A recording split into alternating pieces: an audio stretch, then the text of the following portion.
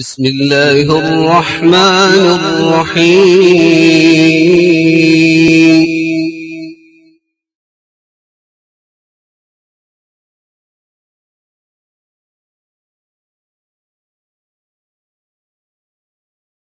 الحمد لله رب العالمين والعاقبة للمتقين والصلاة والسلام على سيد الأنبياء والمرسلين وعلى آله وأصحابه أجمعين. أعوذ بالله من الشيطان الرجيم. بسم الله الرحمن الرحيم. واستعينوا بالصبر والصلاة وإنها لكبيرة إلا على الخاشعين الذين يظنون أنهم ملاقو ربهم وأنهم إليه راجعون. رب ذوالجلال ان آیات میں اپنے بندوں کو مصائب اور تکالیف میں ایک راستہ دکھا رہے ہیں، جس راستے کو اختیار کرتے ہوئے انسان مصائب کو برداشت بھی کر سکتا ہے اور مصائب و تکالیف سے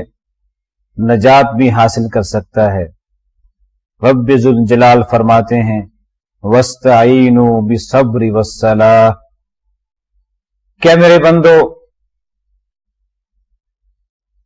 اگر کوئی مصیبت آئے، تکلیف آئے تو صبر کا دامن تھامے رکھو، صبر سے کام لو اور نماز کے ساتھ،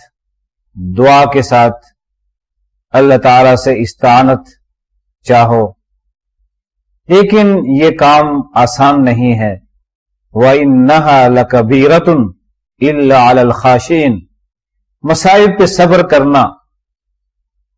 اور صرف اللہ ہی کو پکارنا، اسی کے سامنے جھکنا، یہ کام آسان نہیں ہے۔ لیکن جن کے دلوں میں اللہ کا خوف ہو، خشیت الہی ہو، ان کے لیے یہ کام آسان ہو جاتا ہے۔ اور خشیت الہی کن کے دلوں میں ہوتی ہے؟ الذین یظنون انہم ملاقو ربہم وانہم الیہ راجعون۔ خشیت الہی کے مالک وہ لوگ ہوتے ہیں جنہیں اس بات کا یقین ہوتا ہے کہ انہوں نے ایک دن اپنے خالق و مالک سے ملنا ہے، اس کے سامنے اپنی زندگی کے ایک ایک لمحے کا اور ایک ایک عمل کا جواب دینا ہے، اور ہم سب نے پلٹ کر اسی کے پاس جانا ہے، اس کے سوا کوئی ہمارا مرجع و ماوا نہیں ہے۔ انسان اپنی زندگی میں بے شمار مصائب اور تکالیف کا سامنا کرتا ہے۔ کبھی اسے دکھ، درد، بیماری کا سامنا کرنا پڑتا ہے، کبھی اسے دشمن کا خوف ہوتا ہے، کبھی اسے اپنی اولاد کی فکر ہوتی ہے، کبھی اپنی تجارت کی، اپنے مال کی فکر ہوتی ہے۔ ان سارے مصائب میں، ان ساری تکالیف میں، ان سارے حالات میں کوئی ایسی چیز جو اس کے دکھوں کا مداوا ہو، اس کی تکالیف کو دور کرنے والی ہو، وہ ایک ہی ذات ہے، خالق کائنات کی، رب کائنات کی، جو انسان کے دکھوں کو، ان کی تکلیفوں کو، ان کی بیماریوں کو دور کر سکتا ہے، اور ان کی ہر قیمتی اور عزیز چیز کو محفوظ کر سکتا ہے۔ ہر قسم کے دشمن سے ان کو بچا سکتا ہے۔ اس لیے ایک مومن کو اپنی امیدوں اور اپنی چاہتوں کا مرکز، اپنی دعاؤں کا مرکز ایک اللہ کی ذات کو بنانا چاہیے۔ اس اللہ کے سوا کوئی ذات نہیں جو انسان کے دکھ اور درد کو دور کر سکے، اور انسان اسی کو اپنا مرجع بناتا ہے، اسی کو ماوا بناتا ہے، اسی پہ انحصار کرتا ہے، اسی پہ توکل کرتا ہے، جس سے اسے کچھ ملنے کی، جس سے خیر کی امید ہو۔ آپ دیکھیے کہ ایک معصوم بچہ جو جانتا ہے کہ اس کی محفوظ پناہ اس کی ماں کی گود ہے اور اس کی ماں کا گھر ہے، وہ اپنی ماں کی گود کے سوا اور اپنی ماں کے گھر کے سوا اپنی کوئی جائے پناہ نہیں سمجھتا۔ وہ ہمیشہ یہ سمجھتے ہیں کہ میرا ہر دکھ، میرا ہر درد میری ماں دور کر سکتی ہے، میری ہر پریشانی میری ماں دور کر سکتی ہے، میری ہر حاجت بھوک کی ہو، پیاس کی ہو، بیماری کی ہو، صرف میری ماں ہی میری یہ ضروریات اور میری حاجات کو پورا کر سکتی ہے۔ ایک معصوم بچے کی تمناؤں، چاہتوں کا مرکز اس کی ماں کی ذات ہوتی ہے، اور اگر یہ معصوم بچہ اپنی ماں کی نافرمانی کرے، ماں کا کہنا نہ مانے، ماں کو تنگ کرے، تو ماں کبھی تنگ آ کے اسے گھر سے نکال دے کہ جاؤ تم میری بات نہیں مانتے ہو، میرا کہنا نہیں مانتے ہو، میرے گھر سے نکل جاؤ، تم میرے پاس نہیں رہ سکتے ہو، اپنے بچے کو گھر سے نکال دے۔ اب بچہ اپنی ماں کے گھر سے نکل کر سوچتا ہے کہ ماں کی گود کے سوا میری کون سی جائے پناہ ہے، اس گھر کے سوا میں کس مقام پہ جا کے اپنا سر چھپاؤں، کس کے سامنے اپنی حاجات، اپنی ضروریات، اپنی بھوک اور پیاس کو پیش کروں۔ اس ماں اور ماں کے گھر کے سوا میری کوئی جائے پناہ نہیں ہے۔ وہ ماں کے دروازے کو کھٹکھٹاتا ہے، ماں کو آوازیں دیتا ہے، چلاتا ہے، روتا ہے، چیختا ہے، یہ جانتے ہوئے کہ ماں کے سوا اس کا کوئی مرجع و ماوا نہیں ہے، ماں کے سوا اس کا کوئی دکھ اور درد دور نہیں کر سکتا، ماں کے سوا اس کی کوئی بھوک اور پیاس دور نہیں کر سکتا۔ پھر جب یہ بچہ ہر جانب سے مایوس ہو کے ماں ہی کی پناہ کو جائے پناہ سمجھتے ہوئے ماں کے سامنے چیختا اور چلاتا ہے تو ماں کا دل بھی پسیج جاتا ہے۔ پھر وہ ماں جس نے اپنے اس معصوم بیٹے کو، نافرمان بیٹے کو گھر سے نکالا ہوتا ہے، وہ آگے بڑھ کے اس بیٹے کو سینے کے ساتھ لگاتی ہے، اسے اپنے سینے سے چمٹاتی ہے، اس سے محبت کرتی ہے، پیار کرتی ہے۔ کیا بیٹا، اگر تو جانتا ہے کہ میرے سوا تیری کوئی جائے پناہ نہیں ہے، تیرا کوئی ہمدرد نہیں ہے، تیرے دکھ درد کو دور نہیں کر سکتا، تو میری بات کیوں نہیں مانتا، میری اطاعت کیوں نہیں کرتا، میرا کہنا کیوں نہیں مانتا، مجھے تنگ کیوں کرتا ہے؟ جب یہ ماں کی مامتا اس نافرمان بچے کو، جب وہ ہر طرف سے مایوس ہو کے اپنی ماں کی مامتا کو ہی مامتا سمجھ کے اس کی گود میں آ جاتا ہے، تو پھر ماں بھی اس بچے کی ساری معصیتوں، نافرمانیوں کو فراموش کرتے ہوئے اسے سینے سے لگا لیتی۔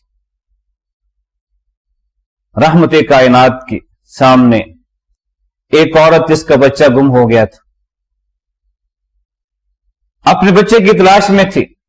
بچہ نہیں مل رہا تھا، تو اس کے سامنے جو بچہ بھی آتا اسے اٹھاتی، اسے گود میں لیتی، اس کا منہ چومتی، اسے بوسہ دیتی۔ تو آپ نے فرمایا میرے صحابہ دیکھو اس عورت کو اپنی اولاد کے ساتھ کس قدر محبت تھی، اور یہ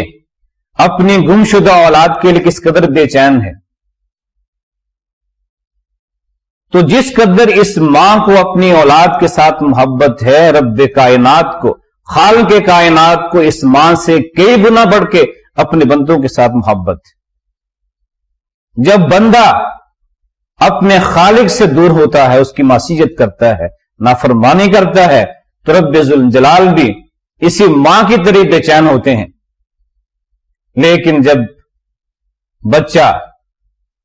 ये समझते हुए कि मेरी मां के सिवा मेरा कोई हमदर्द नहीं है, मां की जानिब पलटता है, तो फिर इसी तरह जब इंसान, अल्लाह का नाफरमान इंसान भी हर तरफ से पलट के, हर दर को छोड़ के, हर जानिब छोड़ के एक अल्लाह की जानिब पलटता है, ये जानते हुए, यकीन करते हुए, ईमान रखते हुए कि एक अल्लाह के सिवा कोई हाजत रवा नहीं है, कोई मुश्किल कुशा नहीं है, कोई मेरी जरूरियात पूरी नहीं कर सकता, मेरी तकलीफ दूर नहीं कर सकता।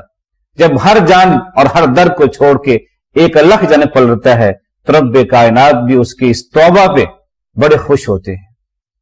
हदीस कुदसी है, रब्बे कायनात फरमाते हैं, यब्ना आदमा इन्नका मा दअउतनी वरजौतनी गफरतु लका अला मा कर मिनका वला उबाली। क्या इब्ने आदम,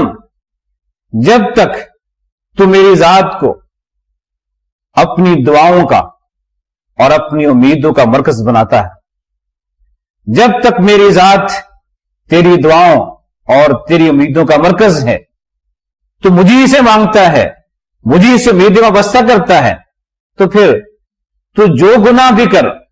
मैं तेरे सारे गुनाहों को माफ कर दूंगा। मुझे कोई परवाह नहीं है तेरे अमाल किस कदर बुरे हैं, तेरे अमाल में कितने गुनाह ज्यादा हैं। जब तू अपनी दुआओं का मरकज मेरी जात को बनाता है, जब तेरी सारी उम्मीदें मेरी जात के साथ वाबस्ता होती हैं, तो ऐ मेरे बंदे, मैं तेरे तमाम गुनाहों को माफ कर देता हूं। तो अल्लाह की जात के सिवा इंसान का कोई मरकज नहीं है, कोई मावा नहीं है, कोई मर्जा नहीं है। इसलिए जब इंसान अल्लाह को अपना हकीकी मर्जा और मावा मानते हुए उससे दुआ करता है, उसके सामने अपनी हाजात पेश करता है, तो रब्बे कायनात फरमाते हैं, आना इंद ज़न्नि अब्दी भी, कि मेरा बंदा मेरे बारे में जो यकीन रखता है,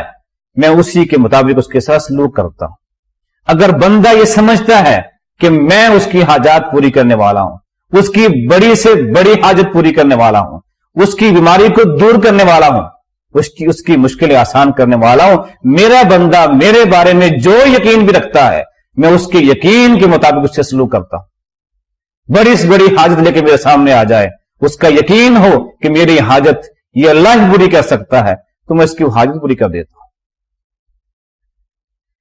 मोमिन का यकीन होना चाहिए कि अल्लाह की जात के सिवा कोई जात उसकी हाजात पूरी नहीं कर सकती, उसकी मुश्किलें आसान नहीं कर सकती। और फिर वो उसी की जन्म पलटे, उसी से मांगे, उसी के सामने अपने हाथों को उठाए, इसलिए कि उसके सिवा कोई उसका हाजत रवा नहीं है, कोई मुश्किल कुशा नहीं है। इंसान की जिंदगी में बेशुमार मुसीबतें, तकलीफें आती हैं। इंसान अपनी और अपने अजीजों की बीमारी दूर करने के लिए, शिफा के हसूल के लिए कभी लाखों रुपया खर्च करता है, अपनी सारी जिंदगी की जमा की ही पूंजी बीमारियों को दूर करने के लिए खर्च कर देता है, फिर कोड़ी कोड़ी का मोहताज हो जाता है। अगर ये शिफा दवाइयों में होती, अगर ये शिफा डॉक्टरों के पास होती, तो फिर लाखों रुपया खर्च करके भी इंसान शिफा हासिल कर लेता। लेकिन बसा औकात ऐसे होता है कि सारी जिंदगी की कमाई लुटा दी जाती है, लेकिन सेहत नाम की चीज कुछ नहीं मिलती, और ये मरीज अपने अजीजों से जुदा होके अल्लाह के पास चला जाता है। और यह हकीकत हमें समझा जाता है कि शिफा न दौलत के साथ मिलती है, शिफा न किसी डॉक्टर के हाथ में है, न किसी दवाई में है, न किसी क्लिनिक में है, न किसी हॉस्पिटल में है। शिफा है वो एक अल्लाह के पास, उसी की जात ने शिफा देनी है। वो जब चाहे, जैसे चाहे, जिस दवा के साथ चाहे, जिस दुआ के साथ चाहे, किसी कलमे के साथ चाहे, तो शिफा दे दे। ये शिफा उसके हाथ में है। اس لیے ایک مومن کو شفا کے حصول کے لیے نہ اپنی دولت پہ انحصار کرنا چاہیے، نہ کسی اچھے سے اچھے ڈاکٹر کی صلاحیت پہ، اگر اعتماد ہونا چاہیے تو ایک اللہ کی ذات پہ کہ شفا اس نے دینی ہے۔ اس لیے ہر تکلیف میں، ہر بیماری میں اس کا مرجع و ماوا اللہ کی ذات، وہ علاج کروائے لیکن ساتھ اللہ سے دعا کرتا ہے کہ اللہ ان دعاؤں میں شفا تو نے ڈالنی ہے، شفا تیرے ہاتھ میں ہے، اگر تو چاہے تو مجھے یا ہمارے مریض کو شفا مل سکتی ہے، اگر تو نہ چاہے تو ہمیں شفا نہیں مل سکتی۔ تو مصائب کو دور کرنے کے لیے، بیماریوں کو دور کرنے کے لیے، شفا کے حصول کے لیے، حاجات کو پورا کرنے کے لیے سید کائنات نے ہمیں کچھ طریقہ سکھایا ہے۔ سب سے پہلی چیز تو یہ کہ انسان صدقہ و خیرات کرے۔ اللہ سے کوئی چیز لینی ہے تو پھر اللہ کے بندوں پہ وہ مال خرچ کرے جو مال اس کو اللہ نے عطا کیا ہے۔ ارحموا من فی الارض یرحمکم من فی السماء، تم اہل زمین پہ رحم کرو۔ اگر تمہیں اللہ کی ذات سے رحم چاہیے، اگر تم یہ چاہتے ہو کہ اللہ کی ذات آسمانوں والا تم پہ رحم کرے تو تم اہل زمین پہ رحم کرو۔ اگر تم اہل زمین پہ رحم کرو گے، ان کے ساتھ ہمدردی کرو گے، ان کی مشکلات کو دور کرو گے، ان کی حاجات کو پورا کرو گے تو آسمان والا رب تمہاری حاجات کو پورا کرے گا۔ اس لیے سب سے پہلی چیز یہ ہے، انسان کو طاقت ہے، استطاعت ہے صدقہ و خیرات کرنے کی، تو کوئی بھی تکلیف ہے، بیماری ہے، سب سے پہلے وہ صدقہ خیرات کے ساتھ اللہ کے بندوں پہ مال خرچ کرے، پھر اللہ سے دعا کرے کہ اے اللہ تو میری مشکل حل کر دے، میری پریشانی دور کر دے، میری مصیبت بیماری دور فرما۔ اور صدقہ خیرات کے ساتھ ساتھ اپنے خالق و مالک کے سامنے دست سوال بھی دراز کرے، کسی مصیبت پر بے صبری کا اظہار نہ کرے۔ وَاسْتَعِينُوا بِالصَّبْرِ وَالصَّلَاةِ، کوئی مصیبت آئی ہے، تکلیف آئی ہے، سب سے پہلے صبر کا دامن مضبوطی کے ساتھ پکڑنا ہے کہ اے اللہ تیرا اگر یہ فیصلہ ہے، مجھے مصیبت آئے، مجھے تکلیف آئے، میں بیمار ہو جاؤں تو اے اللہ جو تیری رضا ہے میں اس پہ راضی ہوں، تیرے فیصلے پہ میں بے صبری کا، کسی شکوے کا اظہار نہیں کرتا۔ اے اللہ میرے بارے میں تو نے جو فیصلہ کیا ہے میں اس پہ راضی ہوں۔ اللہ کے فیصلے پہ، اللہ کی طرف سے آنے والی تکلیف پہ وہ صبر کا اظہار کرے، صبر کا مظاہرہ کریں، اور ساتھ ساتھ بالصلاۃ اللہ کے سامنے جھک جائے، نماز پڑھے، اللہ سے دعا کرے، اس لیے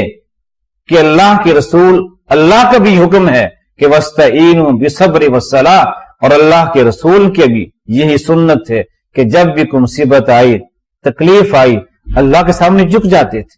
سجدے میں گر جاتے تھے۔ غزوہ بدر میں جب نہتے مسلمانوں کو مسلح دشمن کا مقابلہ کرنا پڑا تو سید کائنات سرکار دو عالم سجدے میں جا گرے، طویل ترین سجدہ کیا، پھر اپنے ہاتھوں کو اللہ کے سامنے اٹھا کے گن گڑا کے دعا کی کہ اے اللہ یہ تیرے چند نام لیوا ہیں،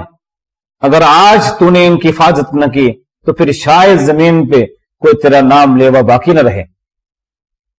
ایک طویل ترین دعا کی۔ تو انبیاء بھی، ان کی سنت بھی یہی ہے، وہ مصیبت آئے، تکلیف آئے، سجدے میں گر جاتے تھے، نماز پڑھتے تھے، اللہ سے دعا کیا کرتے تھے۔ ہمیں بھی یہ چاہیے کہ جب بھی کوئی مصیبت آئے، وہ کوئی تکلیف آئے، تو صدقہ خیرات کے ساتھ ساتھ، صبر کرنے کے ساتھ ساتھ کثرت سے نماز پڑھیں، نماز کے بعد اللہ سے دعا کریں، اللہ تعالی ہماری حاجات اور ہمارے مصائب کو دور فرمائے۔ تو سید کائنات نے اپنی امت کو بہت سے مواقع کے لیے دعائیں سکھائی ہیں کہ فلاں موقع پہ یہ دعا کرنی ہے، فلاں موقع پہ یہ دعا کرنی ہے، کھانا کھائیں تو یہ دعا ہے، کھانے سے فارغ ہو جائیں تو یہ دعا ہے،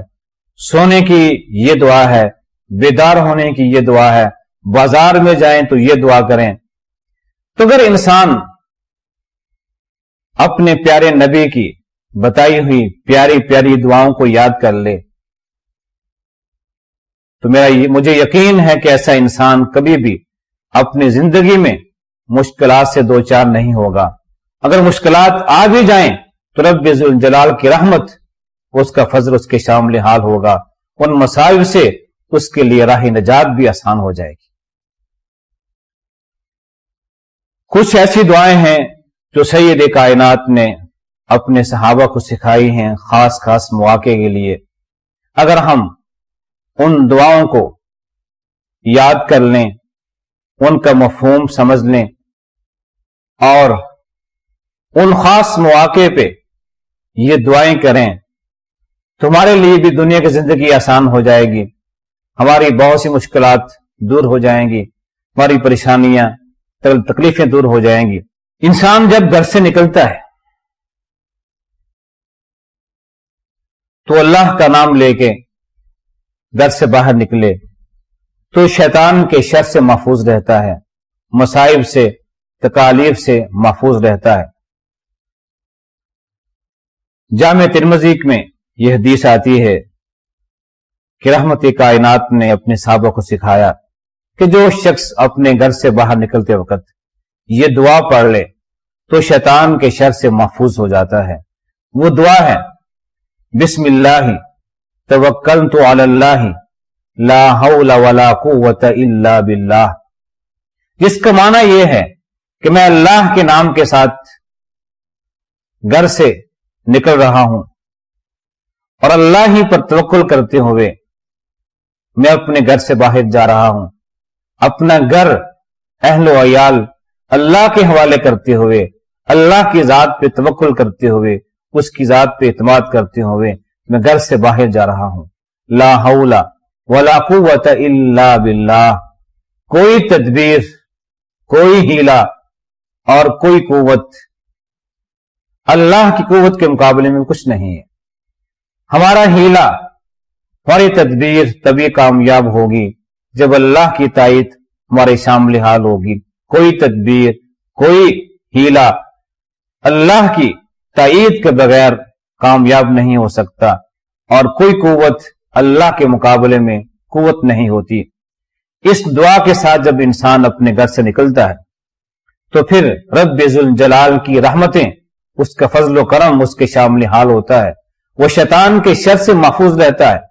اور بہت سے مصائب سے محفوظ ہو جاتا ہے۔ اسی طرح سید کائنات نے اپنے چھوٹے چھوٹے بچوں کو اللہ کی حفاظت میں دینے کے لیے بھی ہمیں دعائیں سکھائی، اور سید کائنات اپنے نواسے حضرت حسن اور حسین کو اس دعا کے ساتھ اللہ کی حفاظت میں دیا کرتے تھے۔ وَإِعِظُكُمَا بِكَلِمَاتِ اللَّهِ التَّامَّةِ مِنْ كُلِّ شَيْطَانٍ وَهَامَّةٍ وَمِنْ كُلِّ عَيْنٍ لَامَّةٍ، کہ میرے بچوں، وَإِعِظُكُمَا بِكَلِمَاتِ اللَّهِ التَّامَّةِ، میں تم دونوں کو شیطان، زہریلے جانور اور ہر نظر بد سے بچانے کے لیے اللہ کے مکمل کلمات کی پناہ میں دیتا ہوں۔ اگر کسی دوسرے کے لیے دعا کرنی ہو، کسی دوسرے پہ دم کرنا ہو تو اس طرح دم کریں۔ اگر اپنے لیے دعا کرنی ہے تو پھر الفاظ میں کچھ تبدیلی کر لیں۔ اعوذ بکلمات اللہ التامہ من کل شیطان وہامہ ومن کل عین لامہ، کہ اللہ میں تیرے مکمل کلمات کے ساتھ تیری حفاظت میں آتا ہوں، تیری پناہ میں آتا ہوں، ہر قسم کے شیطان سے اور ہر زہریلے جانور سے اور ہر نظر بد سے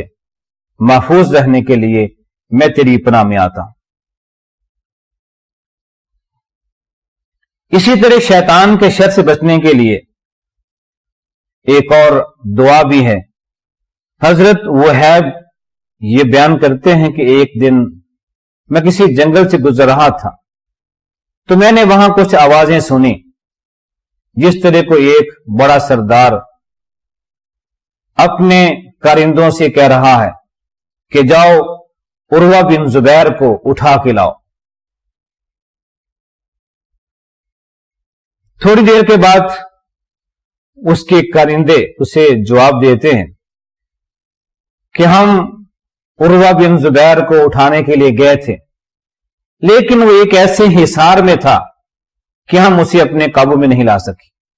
हम उसे उठाने पे कादिर नहीं रहे। मुहैब कहते हैं कि जब मैंने ये आवाजें सुनी तो मैं मदीना मुनव्वरा गया, वहां हजरत उर्वा बिन जुबैर से मिला। मैंने उनसे पूछा कि आप क्या दुआ करते हैं, क्या पढ़ते हैं, कि मैंने ये एक वाकया देखा कि कुछ गैबी सी आवाजें थीं और शयातीन आपको पकड़ना चाहते थे, लेकिन आपकी दुआ की वजह से आप शैतानों के कंट्रोल में न जा सके। अब क्या पढ़ते हैं? उन्होंने बताया कि मैं सुबह और शाम 3-3 मरतबा ये दुआ पढ़ता हूं, आमन्तु बिल्लाहिल अज़ीम व कफरतु बिल जिब्ति वत्तागूत वस्तमसक्तु बिल उर्वतिल वुस्का अल्लती ला इन्फिसाम लहा वल्लाहु समीउन अलीम। मैं सुबह और शाम 3-3 बार ये दुआ पढ़ता हूं। दुआ का माना यह है कि आमन्तु बिल्लाहिल अज़ीम, मैं उस अजीम अल्लाह पर ईमान रखता हूं, व कफरतु बिल जिब्ति वत्तागूत, उस एक अल्लाह के सिवा जितने भी झूठे माबूद इस पूरी कायनात में हैं, मैं सबसे ऐलान बगावत करता हूं। मैं अल्लाह के सिवा किसी और को माबूद नहीं समझता, किसी और की इताअत नहीं करता। वस्तमसक्तु बिल उर्वतिल वुस्का, और मैंने एक ऐसी मजबूत रस्सी पकड़ ली है, अल्लती ला इन्फिसाम लहा, जो टूट नहीं सकती, कट नहीं सकती। वल्लाहु समीउन अलीम, और अल्लाह ताला सुनने वाला भी है, जानने वाला भी है। मैं सुबह शाम 3-3 बार ये दुआ पढ़ता हूं, और इसी की बरकत है कि शयातीन और जिन्नात मुझे काबू नहीं कर सकते। इसी तरह एक और सहाबी हजरत काब अल अहबार बयान करते हैं, इमाम मालिक ने अपनी किताब मुअत्ता इमाम मालिक में ये हदीस बयान की है कि हजरत काब अल अहबार जो सहाबी रसूल हैं और मुसलमान होने से पहले यहूदी आलिम थे, यहूदियों के बहुत बड़े आलिम थे। जब इस्लाम ले आए, ये बात उनके लिए तकलीफ का बायस थी। तो काब अल अहबार कहते हैं कि यहूदियों ने जादू के जरिए ये चाहा कि मुझे गधा बना दें, लेकिन मैं ये दुआ किया करता था। इस दुआ की बरकत से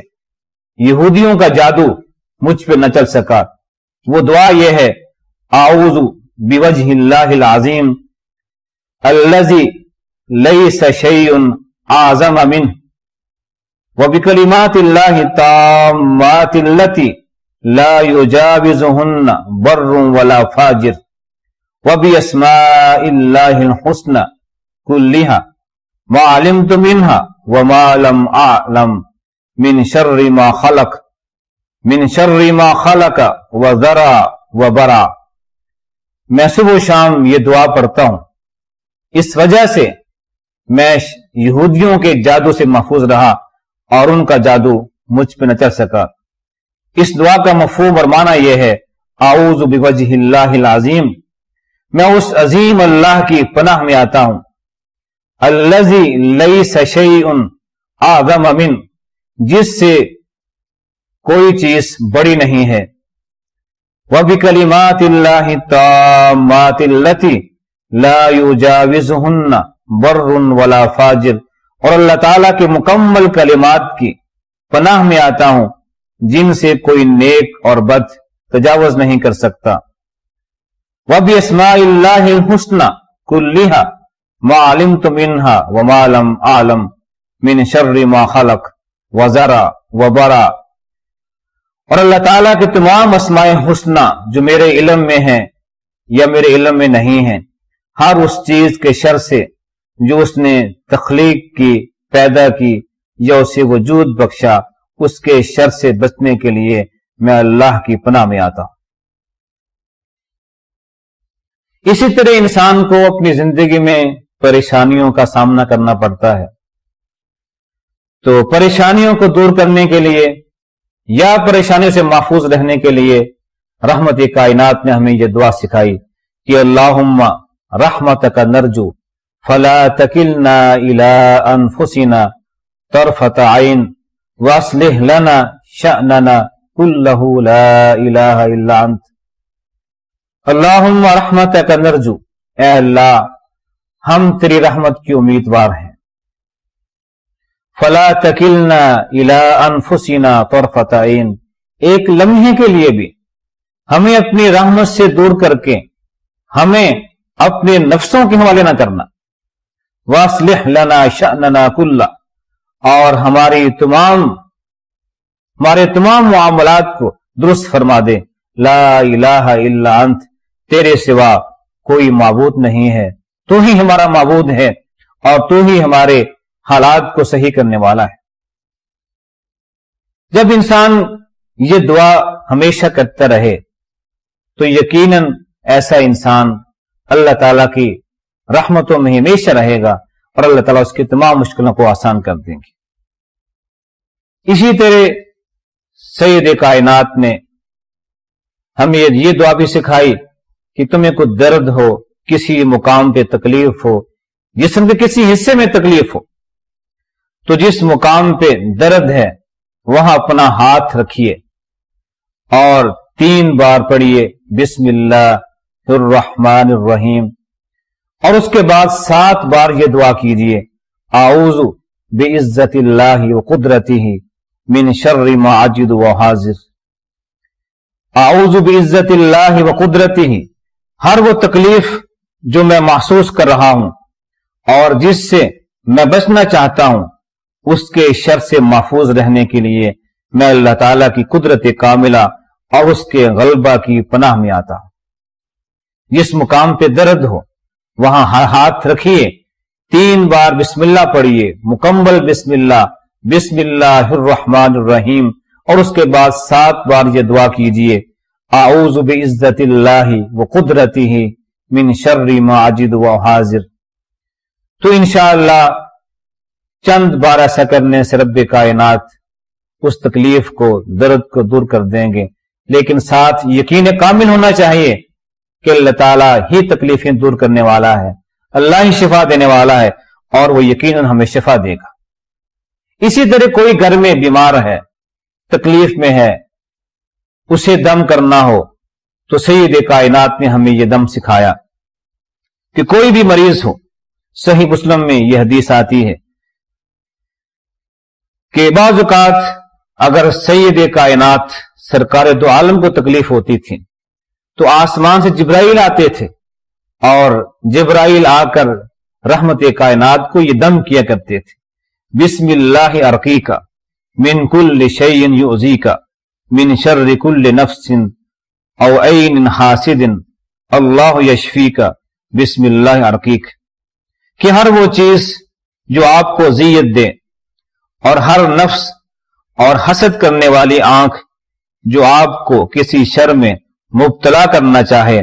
میں آپ کو ان سے محفوظ رکھنے کے لیے اللہ کے نام کے ساتھ دم کرتا ہوں. اللہ تعالی آپ کو شفا عطا فرمائے، میں اللہ کے نام سے ہی آپ کو دم کر رہا ہوں. یہ اس دعا کا مفہوم ہے، معنی ہے. تو ہم بھی اگر اپنے عزیزوں کو، اپنے بچوں کو، گھر کے افراد، کسی کو بھی جو مریض ہے، بیمار ہے، تکلیف میں ہے، یہ اسے دم کرتے رہیں،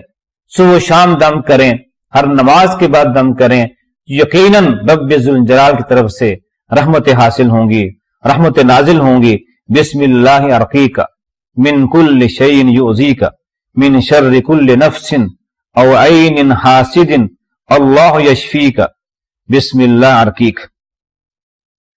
تو وہ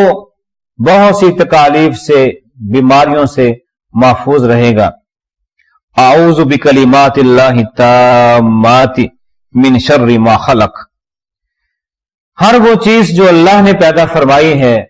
اس کے شر سے محفوظ رہنے کے لیے میں اللہ تعالیٰ کے مکمل کلمات کی پناہ میں آتا ہوں. جو شخص ہر روز صبح 3 بار یہ کلمات پڑھ لے تو تو سارا دن وہ بہت سے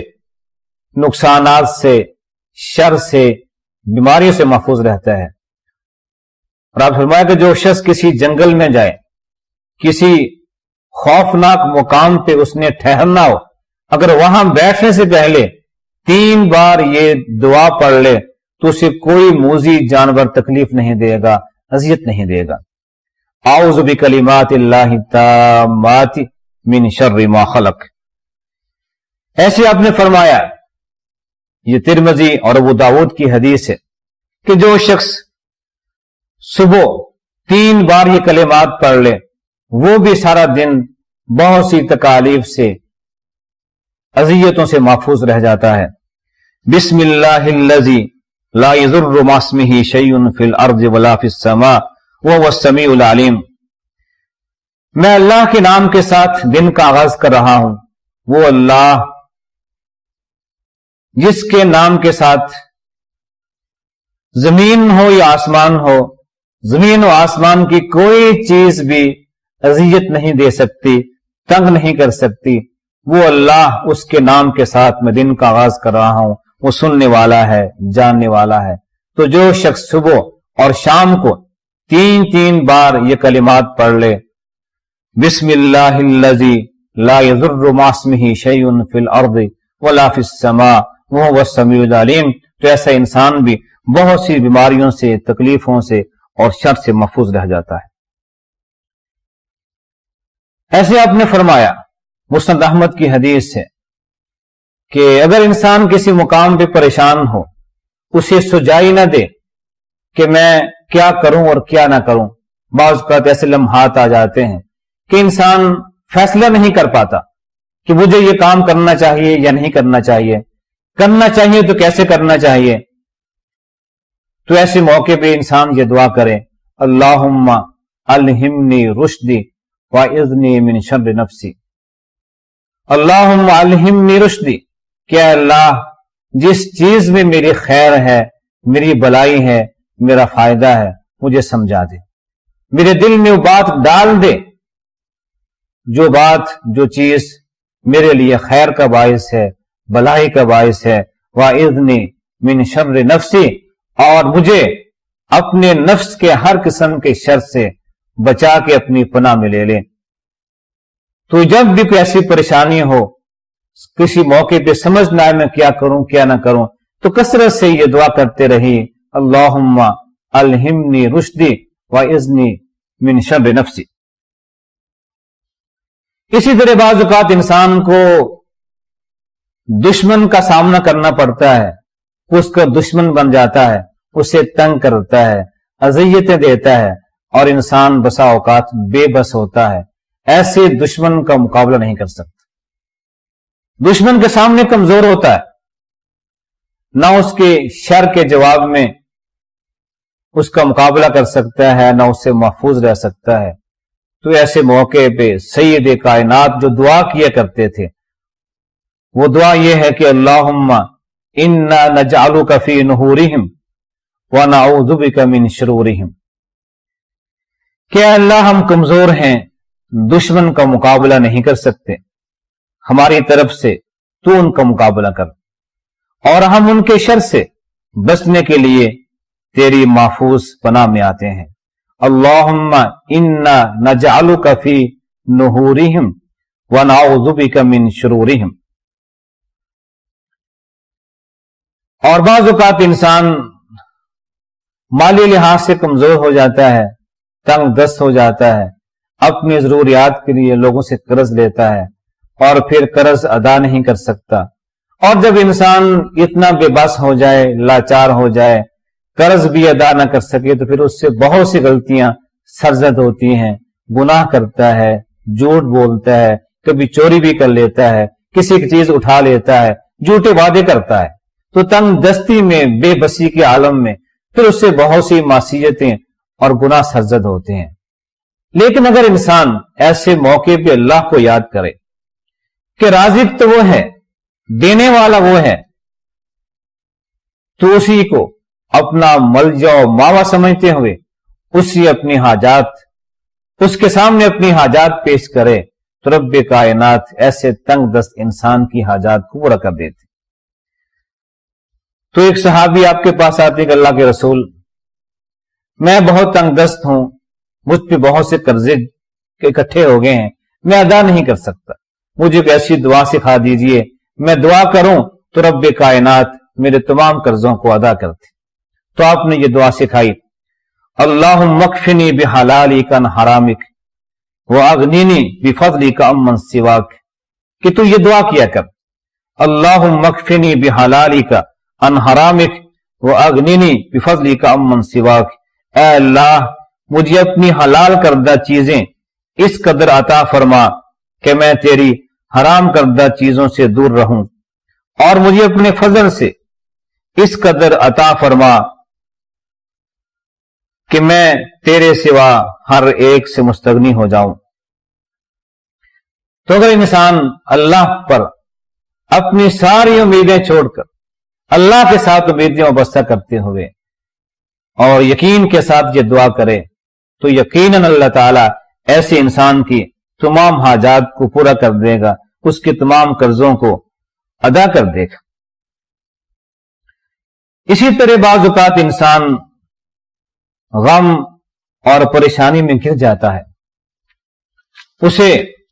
نجات کا کوئی راستہ نظر نہیں آتا، تو سید کائنات نے غم اور پریشانیوں کو دور کرنے کے لیے خود بھی آپ ایک دعا کیا کرتے تھے،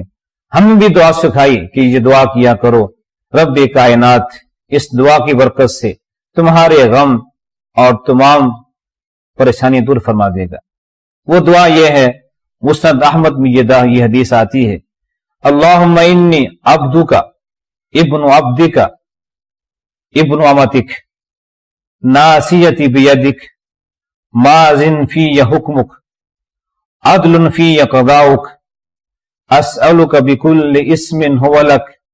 سمیت به نفسک او انزلتہ فی کتابک او علمتہ احدا من خلقک او استاثرتہ فی علم الغیب عندک ان تجعل القرآن ربیع قلبی ونور صدری وجلاء ہمی وذہاب حزنی، کہ اللہ میں تیرا غلام ہوں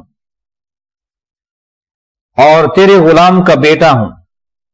میں تیری باندی کا بیٹا ہوں،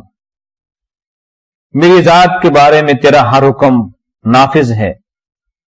میرے بارے میں تیرا ہر فیصلہ عادلانہ ہے، میں تجھ سے تیرے ہر اس نام کے ساتھ جو تو نے خود اپنا نام بیان کیا ہے یا اپنی کتاب میں نازل کیا ہے یا اپنی مخلوق میں سے کسی کو سکھایا ہے یا اپنے پاس علم الغیب میں رکھنے کو ترجیح دی ہے، تیرے ان تمام ناموں کے ساتھ میں تجھ سے سوال کرتا ہوں کہ اے اللہ تو قرآن حکیم کو میرے دل کی بہار اور سینے کا نور بنا دے اور اسے میرے غم دور کرنے اور میری پریشانیاں ختم کرنے کا سبب بنا دے۔ تو سید کائنات خود بھی یہ دعا کیا کرتے تھے غم دور کرنے کے لیے، پریشانیاں دور کرنے کے لیے، کہ اللہم انی عبدک ابن عبدک ابن امتک ناصیتی بیدک ماض فی حکمک عدل فی قضاؤک اسألک بکل اسم هو لک سمیت به نفسک او انزلتہ فی کتابک او علمتہ احدا من خلقک او استاثرتہ فی علم الغیب عندک ان تجعل القرآن ربیع قلبی ونور صدری وجلاء ہمی وذہاب حزنی۔ تو ہمیں بھی ہمیشہ ہر روز یہ دعا کرتے رہنا چاہیے تاکہ اللہ تعالیٰ قرآن حکیم کی برکت سے ہماری تمام پریشانیاں غم دور فرما دے۔ اسی طرح آپ نے ہمیں ایک اور دعا سکھائی کہ انسان اپنی زندگی میں بہت سے مصائب بیماریوں میں گر جاتا ہے، بعض اوقات بیماریاں بڑی ہی تکلیف دہ ہوتی ہیں، اذیت ناک ہوتی ہیں، تو آپ نے یہ دعا خود بھی کی، ہمیں بھی سکھائی، अल्लाहुम्मा जन्निबनी मुनकरातिल अखलाकी वल आमाली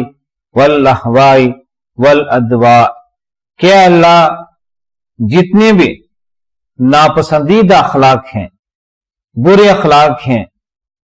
बुरे अमाल हैं, बुरी ख्वाहिशात हैं और बुरी बीमारियां हैं,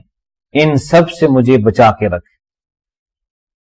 मेरे अखलाक में कोई ऐसा खुल्क ना हो जो अच्छा नहीं है, बुरा है। मेरे अमाल में कोई ऐसा काम ना हो जो बुरा काम है, अच्छा काम नहीं है। मेरे दिल में कोई बुरी चाहत ना हो, बुरी ख्वाहिश ना हो, बुरी तमन्ना ना हो, और मुझे कोई बीमारी ऐसी ना हो जो बीमारी तकलीफ दे हो, अजियतनाक हो, जिसकी बना पे मैं अपना सत्र भी किसी के सामने खोलने पे मजबूर हो जाऊं। तो इसलिए ये दुआ करते रहें कि अल्लाहुम्मा जन्निबनी मुनकरातिल अखलाकी वल आमाली वल अहवाई वल अदवा। तो अल्लाह ताला ये दुआएं करने वाले को अपनी हिफाजत में रखेंगे और अपनी रहमतें, अपना फजल उस पे नाजिल फरमाते रहेंगे। लेकिन दुआओं के साथ ये अज़म और यकीन होना चाहिए कि ये सब तकलीफें, बीमारियां दूर करने वाली जात सिर्फ एक अल्लाह की है।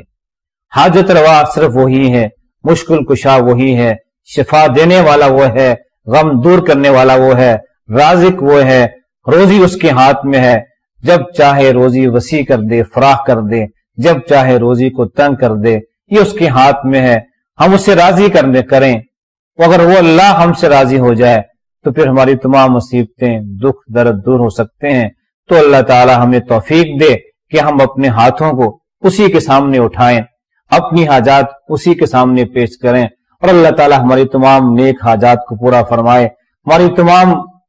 दुआएं कबूल फरमाए, हमेशा हमें अपनी आफियत में रखे, अपनी अमान में रखे और हम सब के तमाम दुख दूर फरमाए। आमीन वल बला।